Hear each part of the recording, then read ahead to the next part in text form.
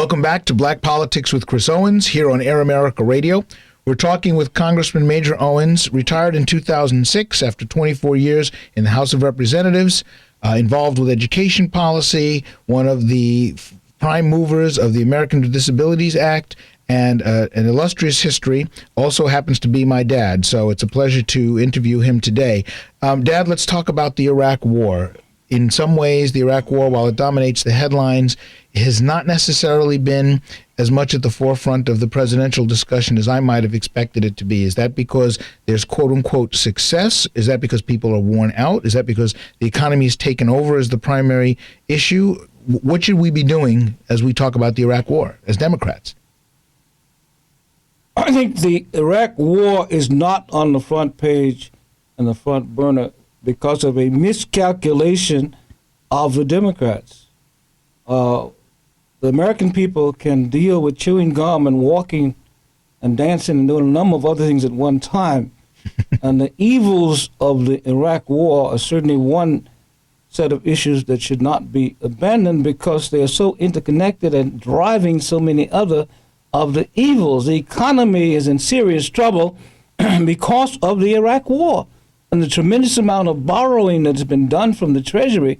None of the Iraq War per se has been paid for, those special appropriations, by regular taxes. It's all been borrowed from the Treasury, and most people don't understand. And that means, in essence, you're borrowing money from China and Japan and other places at a high interest rate. And as the world looks at the amount of debt that you're accumulating at these interest rates, the world starts questioning whether our dollar, our currency, is going to remain strong. So you begin to have problems with the devaluation of the dollar and the pulling out of investments from certain areas and so forth. And then the deregulation of the Bush administration, adds to that. But going back to the war, most folks don't understand that this war is spending at an unprecedented rate of expenditure. It is going to be easily $1 trillion, by the end of this, by July. $1 trillion. And some 3 Harvard professors have written a book where they look at the overall cost, meaning the cost of taking care of the wounded, the veterans' disabilities, and the things that are going to be fallouts that have to be paid for in the future. And they said this is a $3 trillion war. For $3 trillion, we have wrecked the country, that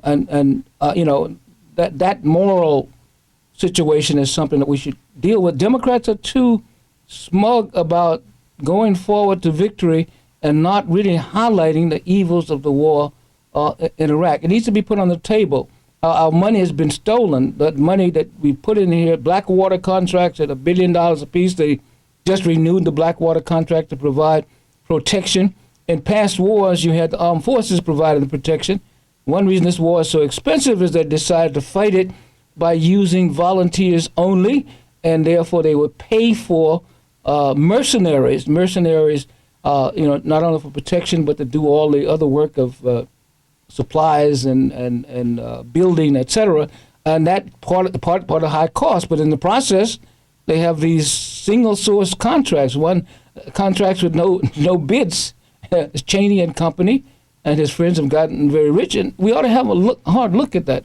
Real crimes have been committed here that ought to be looked at, crimes that have resulted in death and suffering, and we are not paying enough attention to it. We could end up losing this election if we don't come back to that. I think that's an unfinished business that Obama and company and the team has to get back to, letting people know the true horrors of this war, because the Republicans are going to come in with their swift boats and tugboats and their boats are going to be floating in the gutter. I know they're going to go for personal things, dig up something on Obama, and you haven't heard the last of Hillary Clinton's and Bill Clinton's problems if she's on the ticket. All kinds of things that are not really that relevant are going to be used by the Republicans if they can get away from the most relevant issue, and we let them get away from the most relevant issue, and that is you started a war, which was a criminal act. I'm sorry. When you look at it and all the fraud that went into the justification for the war. All kinds of things are at play here that ought to be exposed. But what are the vehicles? What are the vehicles for exposure? I mean, if McCain is talking about Iraq is more successful now, that we have to be victorious, we have one vehicle that is responding to McCain during the course of the campaign. But what other vehicles are there for Democrats to use to get that message out? And what vehicles are there for ordinary people, as people like to say? I hate that phrase, ordinary people, but folks like us to use to make sure that that message is constantly getting out? Well, ordinary people who can't spend a whole lot of time analyzing these things, of course, the last news they hear is what's going to stick in their mind. The fact that our media keeps proclaiming, along with McCain and company, that the war is going very well now. It's going very well. Nobody asked the Iraqis who are still dying how well it's going. They even cite false figures in terms of the pulled drawdown. They've even drawn down and we low level. Obama challenged that a few days ago. Nobody challenged him on that. The numbers are not that.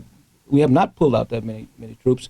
The need is for the Congress, and I'm disappointed in my colleagues in the Congress that they didn't do a better job, or not doing a better job, on highlighting all these evils of the war.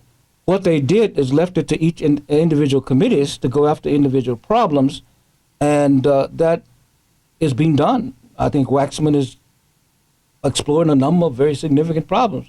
In the Senate, they're exploring a number of very significant problems. Cost overruns. Blackwater, cost overruns, the torture.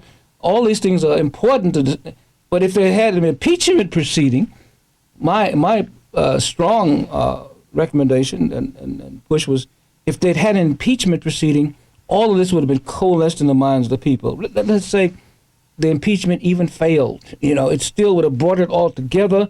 The press, the media could not ignore it. Every day that they had impeachment hearings, they would be on the on cable television. Everybody would be able to see and hear the details of what happened. $12 billion in cash was sent to Iraq in the early days of the war. $12 billion in cash disappeared. Where is it? Who talks about it? Right, right. The $12 billion, how many schools will that build for you? But it's too late for impeachment now. It's too late. Well, okay, I'm telling you that we should have used that device. Right. And in the absence of the Congress doing impeachment, I propose, again, an article that wasn't run in the Huffington Post. They didn't run it. That we have a people's impeachment hearing, just like we once had a People's Board of Education hearing. People's groups can do something in parallel to the way it should be done by an official body, and you can command the press. The big thing is to command the attention of the press and the media and make people keep this on their front burner. People have to realize, George Bush is going to look like a nice guy leaving the White House with his smiles and his charm and so forth. You got to realize this man started a war where hundreds of thousands of people have died needlessly, and the bankruptcy of our economy, we're headed toward a bankruptcy of our economy that was stimulated by the fact that we poured so much into this pointless, needless war.